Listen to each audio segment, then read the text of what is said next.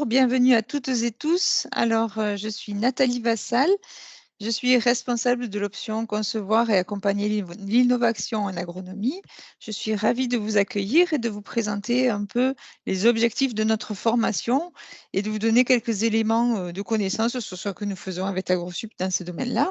Et je serai accompagnée pour le faire de Paul Réty, actuellement étudiant en option, et de Valentin Laporte, qui est passé par l'option il y a peu de temps et qui nous expliquera ce qu'il fait actuellement, quelles sont ses activités professionnelles.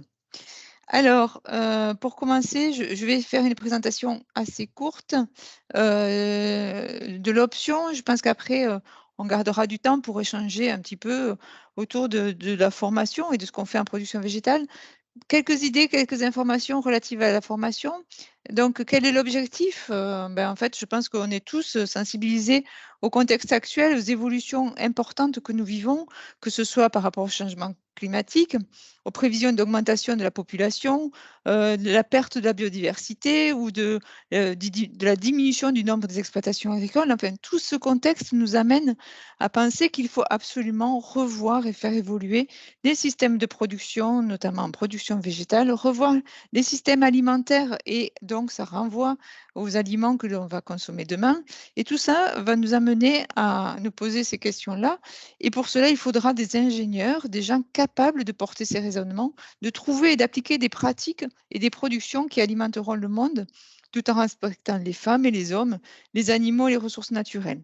Alors c'est très ambitieux, mais c'est vraiment notre objectif, c'est de former des jeunes ingénieurs qui seront amenés à porter ce challenge et à y répondre surtout, puisque c'est une nécessité pour la population, qu'elle soit française, mais dans le monde entier. Alors, nous cherchons donc à former des ingénieurs qui porteront ces transitions. Alors, de façon très simple, je vais revenir sur à qui s'adresse cette formation, qui pourraient être les étudiants intéressés par cette formation. Alors, quand on parle d'agronomie, c'est un petit peu compliqué, c'est un terme que peu de gens connaissent. Et, pour dire les choses simplement, je dirais que cette formation, elle s'adresse à des gens qui sont intéressés par la biologie, par l'écologie, par les sols et aussi aujourd'hui par les sciences humaines, puisque on est aussi en interaction forte dans ces domaines-là avec les différents acteurs, que ce soit des acteurs du développement, que ce soit des agriculteurs, ou bien aussi avec des personnes impliquées dans la réglementation et dans l'organisation des règles sociales. Donc, on est aux interfaces de ces différentes disciplines, mais globalement, si vous êtes intéressé par tout ce qui est biologie, environnement, que vous aimez, vous intéressez aux plantes, à comment elles se développent, comment elles interagissent, comment on les cultive et comment demain on va s'alimenter, je dirais que cette formation peut vous intéresser. Après, vous aurez aussi la possibilité d'être aux interfaces de différents domaines, mais on est dans le monde du vivant. C'est une formation qui s'inscrit vraiment dans le monde du vivant, que ce soit celui du végétal, des animaux et des hommes et des femmes, évidemment. Dans le contenu de la formation, alors déjà, avant de venir vraiment sur les compétences sur lesquelles on travaille dans la formation, je voulais dire qu'on travaille essentiellement par projet, mais ça, ce n'est pas spécifique à l'option Calice, c'est vraiment notre volonté, notre projet pédagogique qui est autour de s'appuyer sur des projets qui soient alors en lien avec des commanditaires extérieurs ou aussi en lien avec des commandes de collègues qui ont envie d'approfondir un domaine. Donc, on est souvent dans l'action. Paul peut-être en témoignera tout à l'heure. On est souvent dans une approche qui est plus de mise en situation professionnelle. Et ça permet aux étudiants de passer de je connais, je sais à je suis capable de faire. Et c'est vraiment un point important pour nous de rendre les étudiants acteurs de leur formation et capables de réaliser des choses. Même si peut-être on y reviendra, c'est pas forcément évident à la sortie de l'école de définir vraiment ce qu'on est capable de faire. On définit 4 grandes orientations dans notre formation. On veut former des étudiants capables de réaliser des diagnostics, notamment pour apporter des éléments de réponse à des questions d'agroécologie. Donc, essayer d'être capable de définir quelles sont les causes, les raisons de quelque chose qui s'est déroulé et d'apporter des éléments de résolution de ces problèmes. Ensuite, on veut des étudiants qui soient capables de développer une démarche scientifique ou expérimentale, puisque on forme aussi des étudiants qui seront acteurs de l'expérimentation et qui travailleront avec des chercheurs. Donc, il faut être capable aussi, faut que les étudiants soient capables de développer ces démarches scientifiques. L'agriculture et l'agronomie de demain ne pourra pas se passer d'innovation. Il y a énormément de choses à faire. Donc, des innovations de différents types, différents ordres. Et puis aussi, il faudra rendre le monde agricole capable de s'approprier ces innovations. Donc, on travaille aussi sur l'innovation et sur ce que ça veut dire qu'innover et comment faire appliquer ces innovations. Et pour tout cela, on va aussi former les étudiants dans un objectif qu'ils soient capables d'accompagner des individus ou des collectifs de différents types, que ce soit des collectifs peut-être de recherche pour faire de l'animation dans des collectifs de recherche, ou bien collectifs de partenariat d'entreprise, pourquoi pas, d'organisation à des échelles de territoire, pourquoi pas, d'agriculteurs, et puis aussi donc d'accompagner les agriculteurs dans cette transition qui est vraiment l'enjeu fort de demain. Alors, hop, excusez-moi. Quels sont les métiers visés? Alors, je les ai regroupés dans les 4 grands champs et domaines d'activité. Alors, on peut avoir des étudiants qui s'orientent vers la production, que ce soit dans l'organisation de la production ou la prise en main de la production. On a quelques étudiants qui aussi ont envie de s'installer après la formation pour être ces agriculteurs de demain qui seront capables donc de nous fournir nos aliments de demain. On a des étudiants qui travaillent dans le monde de l'expertise. Alors, l'expertise au sein de bureaux d'études, de coopératives, de chambres d'agriculture.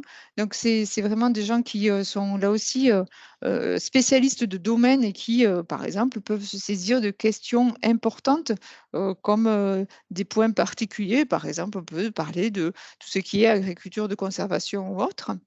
On a des étudiants qui sont plus dans l'accompagnement et le conseil. Donc, là aussi, c'est des étudiants qui vont apporter des éléments de connaissance pour faire évoluer les choses. Et on a quelques étudiants qui font de la formation et de l'enseignement.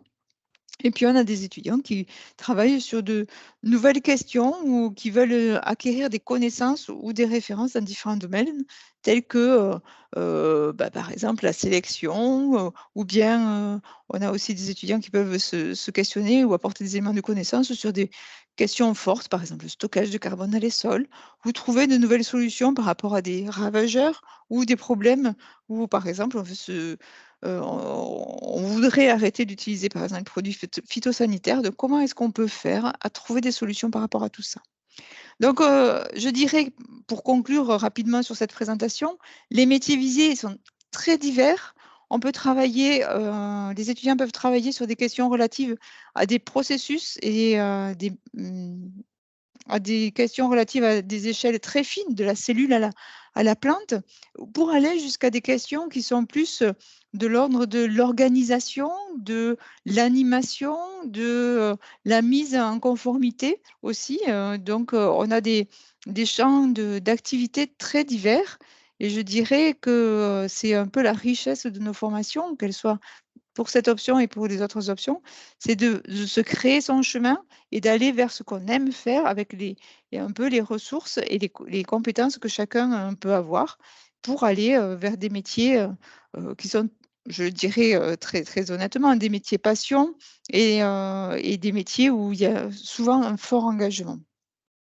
Voilà rapidement présenter la formation. Alors, je vais peut-être laisser la parole, je ne sais pas qui voudra s'exprimer en premier. Est-ce que Paul, tu veux revenir sur ce que j'ai dit? Et puis après, on laissera la parole à Valentin qui a un peu plus de recul sur cette formation. Oui, bonjour, donc Paul Réty, moi je suis en 3e année d'AgroSup dans la spécialisation Calice et je fais également ce cursus en apprentissage dans une coopérative agricole. Donc si on reprend le petit diagramme là qui a été présenté, moi je suis à cheval justement entre la production et l'accompagnement, avec une partie recherche et développement sur des programmes d'essai, d'expérimentation en agriculture de conservation des sols.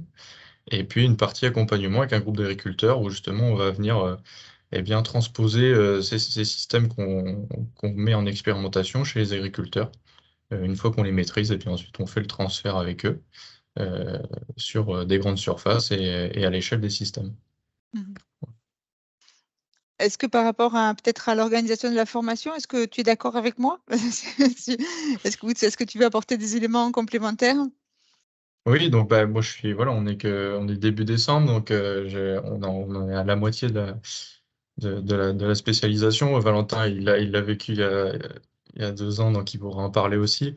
Effectivement, on travaille beaucoup en projet, et moi du retour que j'ai depuis que je travaille en apprentissage, et ben effectivement en entreprise, on travaille beaucoup. Il y a beaucoup de groupes de travail sur différentes thématiques parce que chacun a des spécificités, des compétences différentes, et on forme souvent des groupes de travail pour être peut-être plus performants. Et le fait de travailler en projet cette dernière année, ça nous prépare bien au monde professionnel qui attend les étudiants au mois de septembre prochain. Donc effectivement, c'est complémentaire, et c'est intéressant en tout cas d'avoir ce parcours-là en troisième année. Valentin, si tu veux nous dire ce que tu fais et puis un petit peu quel est ton recul, enfin, maintenant, en étant sorti il y a quelque temps, comment tu vois la formation, est-ce qu'elle t'a apporté? Bon, d'abord rapidement, ouais, je vais me présenter. Donc Valentin Laporte, donc 24 ans, j'ai été diplômé en 2021, donc ça fait un peu plus d'1 an maintenant. Donc moi, juste mon parcours, j'avais fait une prépa BCPST avant de rentrer à VET AgroSup. Et puis j'ai fait l'option Calis, du coup, de spécialisation dernière année. Moi, j'ai un profil plutôt semence, c'est-à-dire j'ai fait mes stages dans diverses entreprises et à divers niveaux dans le domaine de la semence, c'est-à-dire j'ai fait des stages plus en sélection, d'autres plus en production, et puis j'ai fait mon stage de fin d'études en recherche en production de semences chez Bayer en semences potagères. Et donc depuis plus d'1 an, et suite à ce stage, en fait, moi, ça m'a plu, entre guillemets, on va dire. Et du coup, j'ai trouvé un emploi chez RAGT Semences de responsable recherche en production de semences. Alors, qu'est-ce que c'est? C'est donc sur le petit camembert que Nathalie a présenté. Moi, je suis à cheval entre la production et la R&D développement, on va dire, innovation.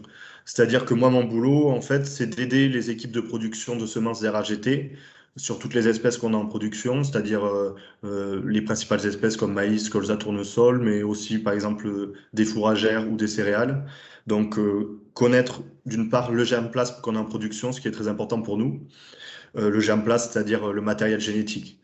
Euh, L'autre grosse partie, c'est mettre au point des essais d'optimisation, amélioration de nos productions, c'est-à-dire production au champ, donc quantité qu'on récolte, qualité, c'est-à-dire germination, et puis les itinéraires techniques, comment on peut les améliorer, en lien avec ce que Nathalie a dit précédemment notamment.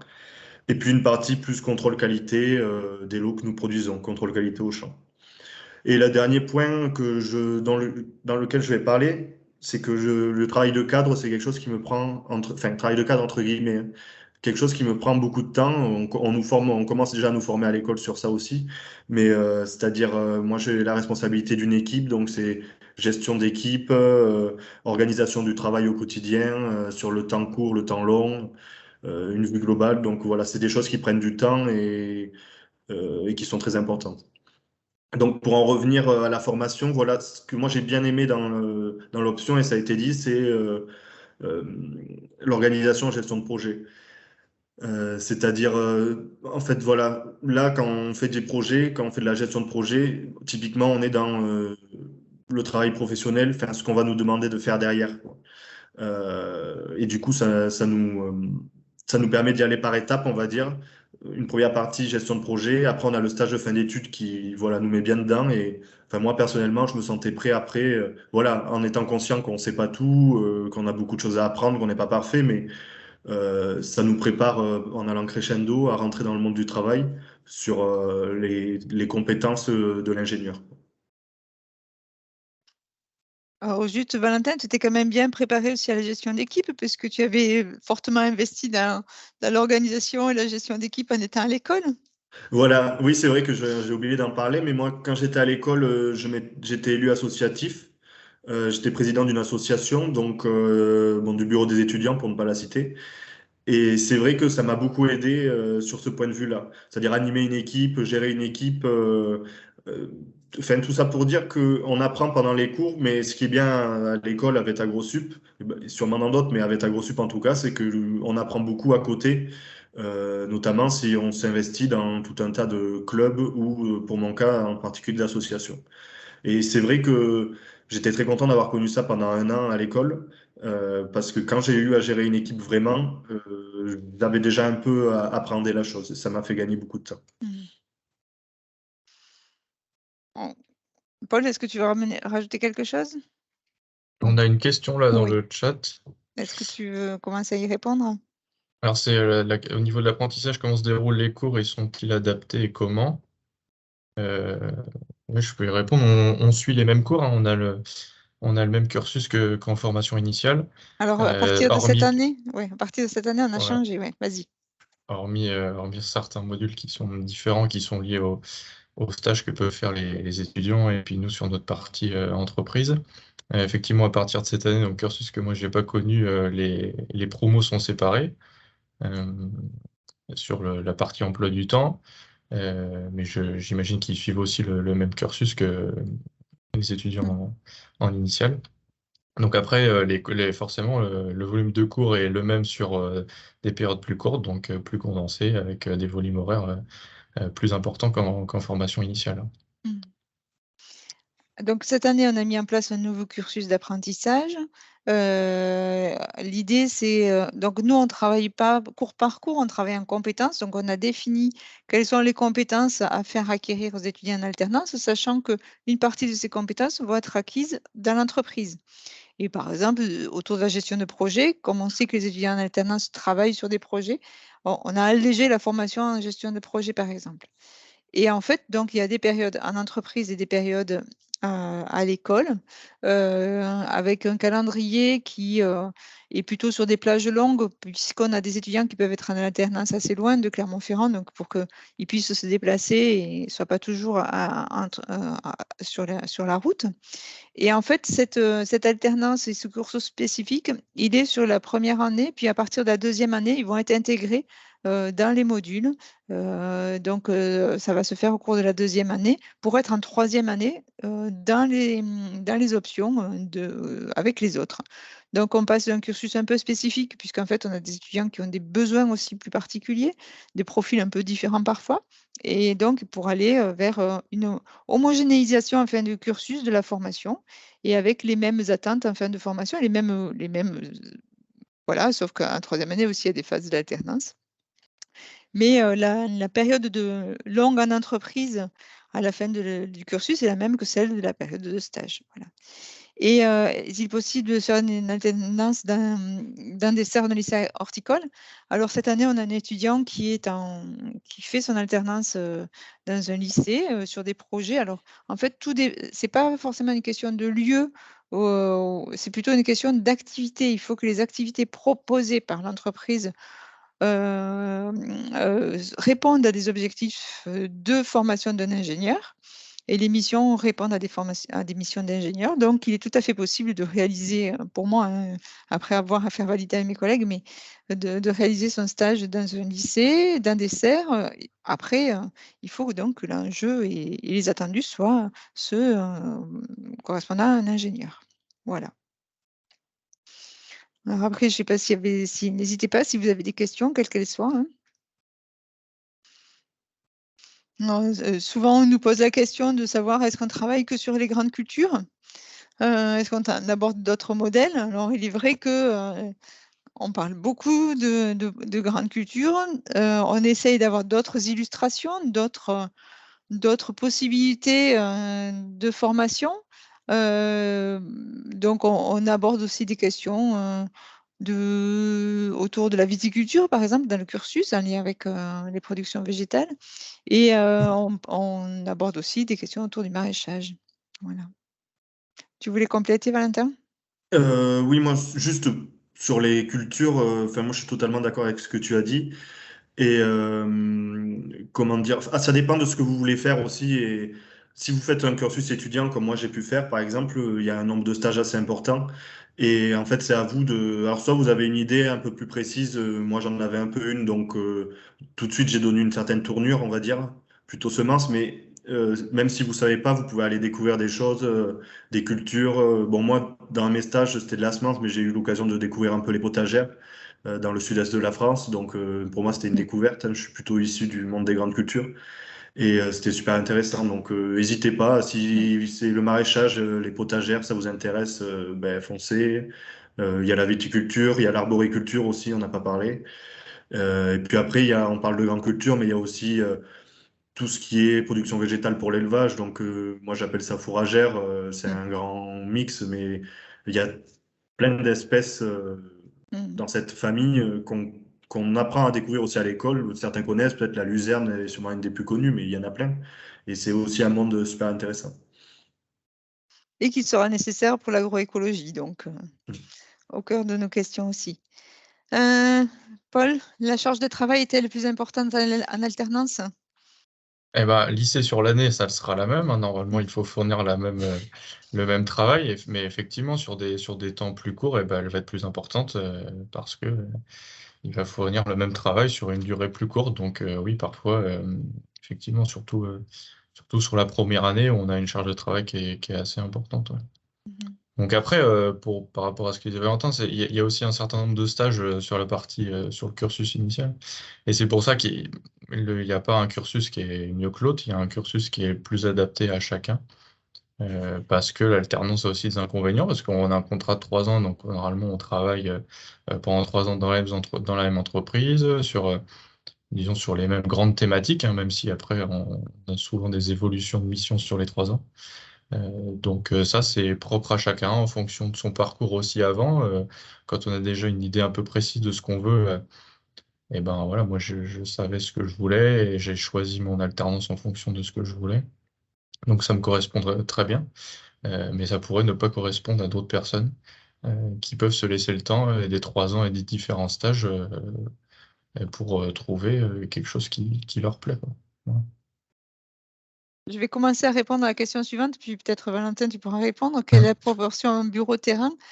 Notre philosophie au sein du collectif d'agronomes, ce serait d'être le plus possible sur le terrain. Sauf qu'à un certain stade de l'année, à partir du mois d'octobre-novembre, on a l'impression que les étudiants sont moins ravis d'aller sur le terrain.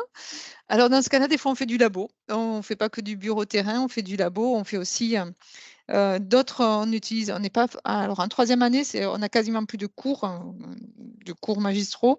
On a un DTD, on a des intervenants. Et puis après, on a aussi un travail sur des outils de l'ingénieur, notamment des outils de statistiques, des outils de représentation graphique. Enfin, donc, on n'est pas forcément dans une partie bureau, enfin, cours magistraux. Après, la question, ça peut être aussi dans l'activité. Peut-être, donc, Valentin, bureau-terrain pour toi? Bon, déjà, je vais rebondir sur la partie terrain à l'école. Moi, je me rappelle d'une fosse qu'on avait fait en décembre. Ça crée des souvenirs. Bon, par contre, bon, moi, moi dans mon travail, il y a une forte proportion de terrain. Alors, bon, après, c'est saisonnier aussi, hein. C'est-à-dire que là, en ce moment, bon, il y a moins de cultures implantées.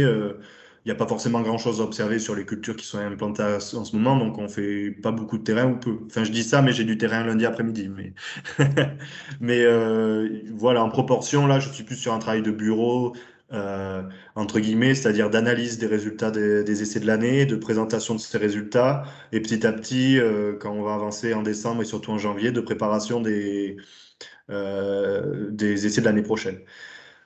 Par contre, l'été, c'est-à-dire à partir de fin avril, on va dire au moment des semis, c'est terrain quasiment tous les jours, quoi. C'est les jours où j'ai pas de terrain, se compte sur les doigts d'une main. Alors après, comme disait Nathalie au tout début, c'est un métier aussi passion. Enfin, pour faire autant de terrain, il faut vraiment aimer ça. Et surtout qu'il y a une période de l'année, de par la gestion d'équipe et plein de choses, et la gestion de projet que je dois faire, comme je dis, des fois j'ai 2 journées en une. C'est-à-dire j'ai ma journée de terrain et puis après il y a des choses quand même, je peux pas attendre que le terrain se calme pour faire mon travail donc au bureau. Donc il y a 2 journées quoi. Donc ça peut faire des grosses journées. On dort bien le soir en juillet par exemple, en juin. Mais moi, c'est ce que j'aime. Donc, quand les beaux jours arrivent, je suis assez content en général. Paul, tu Euh, as une activité professionnelle aussi, donc dans ton activité professionnelle, tu t'y retrouves aussi dans ce que vient de dire Valentin?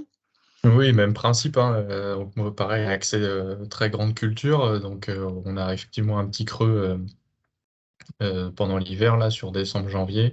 Euh, Moi, je travaille sur toutes les cultures, hein, que ce soit culture d'hiver ou culture de printemps. Donc on a quand même une activité qui se répartit un peu, et puis avec une activité aussi un peu sol et tout ça. Donc qu'on fait aussi en morte saison. Donc moi, c'est un peu plus lissé sur l'année. Sur la proportion bureau-terrain, j'ai tendance à dire que moi, je fais 50%, je fais 50-50. Voilà. Et avec un gros pic d'activité au printemps, parce que effectivement, alors moi en tant qu'apprenti, j'ai pas le statut cadre, hein, comme Valentin. On a donc j'ai moins cette partie administrative et gestion d'équipe, mais on a aussi une partie bureau. Et donc quand on fait la partie terrain et la partie du bureau, effectivement, on arrive vite à des gros volumes horaires au printemps. Bon, voilà. Quand on aime ça et qu'on croit en ce qu'on fait, on les fait sans problème. Mais c'est vrai qu'on travaille, ouais. Et je pense que Mm. Valentin, et oui, je mm. vois très bien le type de semaine qu'il fait à la saison. Ça doit être. Après, Les 35 heures sont largement faits, ouais. voilà, pour rassurer tout le monde, quand même, on les rattrape dans un certain, comment dire, on a des RTT un certain nombre quand même qui nous permettent de rattraper aussi ces gros horaires que nous faisons. Et donc, bon, on s'y retrouve quand même un peu et j'ai du temps à d'autres moments Mm. pour profiter, pour faire ce que j'ai envie de faire, quoi. Mm. Enfin, voilà, ne vous dites pas, c'est pas le bagne non plus, mais il faut que ce soit une passion. Mais après, voilà, il y a des avantages en contrepartie quand même qu'il faut avoir en tête. Après, si je vais prendre d'autres activités qui sont plutôt autour de l'animation, de l'organisation, donc le terrain dans ce cas-là, ça peut être aussi d'être en contact avec des professionnels agricoles. Et là, donc, on a des phases de travail individuel et de travail collectif. Globalement, on est dans des métiers qui sont très souvent en lien avec d'autres personnes, donc beaucoup de sociabilité, beaucoup de contacts, beaucoup de relationnel autour de ces questions de la conduite et des pratiques et de l'avenir. Et si vous le souhaitez, aussi beaucoup de, enfin beaucoup. Moi, j'ai la chance de faire quand même des déplacements aussi, enfin pas que pour aller sur mes essais, tout ça, mais des déplacements sur, bon, on est une entreprise de taille européenne qui se développe sur plusieurs continents maintenant. Donc, de se déplacer sur d'autres sites en fonction des projets, de rencontrer, bon, des gens en interne, en externe, pour tout un tas de projets. Donc, d'aller dans d'autres pays, voir des essais qu'on a dans d'autres pays aussi, notamment en morte saison. Donc, s'il y a des gens qui aiment aussi aller voir de nouvelles choses, s'ouvrir, parler avec de nouvelles personnes, d'autres pays, d'autres continents, il y a des possibilités aussi, quoi. On n'est pas juste dans nos champs à nous, dans nos bureaux à nous, en vase clos. Hmm.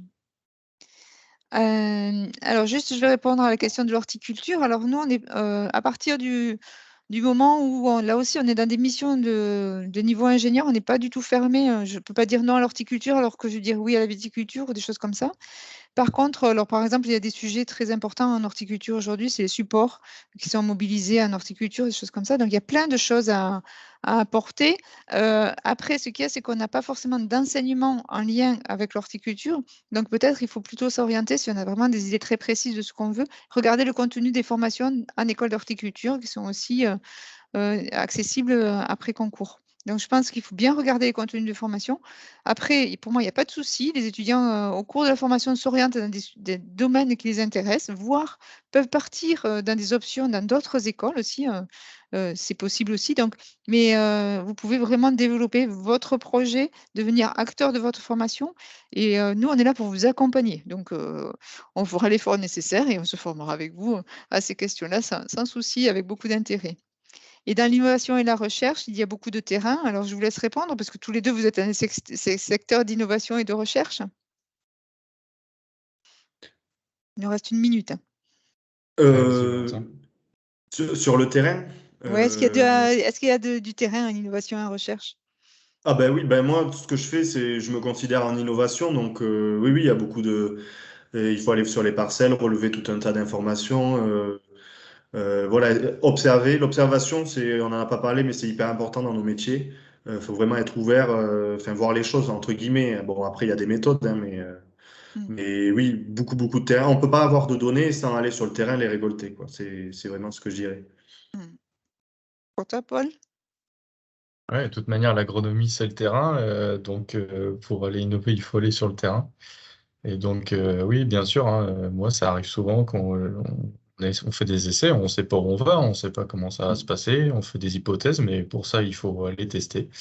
Donc, on va tester grandeur nature sur le terrain et Ou un laboratoire, ça peut être aussi du labo, hein. aussi. On a aussi des choses qui se font en laboratoire. Voilà, je crois qu'on va peut-être arrêter là. On est arrivé au temps, sauf s'il y avait une question de dernière minute qui arrive. Après, on reste à votre disposition pour répondre, hein. Peut-être qu'on peut juste. On n'a pas trop parlé d'insertion, parce que je me suis noté Vas-y, le point. Il n'y a pas eu de vas-y. question. Bon, moi, j'ai pas les chiffres en tête officiels, entre guillemets, mais de ce que j'ai pu voir dans ma promotion ou dans les précédentes, les productions végétales, vous aurez pas de mal à trouver le métier qui vous plaît ou à trouver un métier au sens large, quoi. Mhm. Il y a beaucoup de besoins. Moi, je le vois chez RAGT. On a beaucoup de postes ouverts. Il y a beaucoup de demandes sur ces métiers-là. Donc, n'ayez pas peur de venir. Enfin, il y a de la place. Mhm. Et dans différents secteurs. Encore une fois, c'est très ouvert. On a des possibilités. Là, cette année, sur les sortants, on faisait un petit bilan hier. Je crois qu'on est à 80% d'insertion déjà. Donc, ça va très vite. Après, évidemment, on a des étudiants aussi qui commencent par un premier poste et puis qui évoluent dans leur structure ou qui prennent d'autres missions. Mais c'est, je pense, ce qui attend tous les jeunes étudiants actuellement, d'avoir plusieurs activités dans leur vie professionnelle. Mm. Voilà.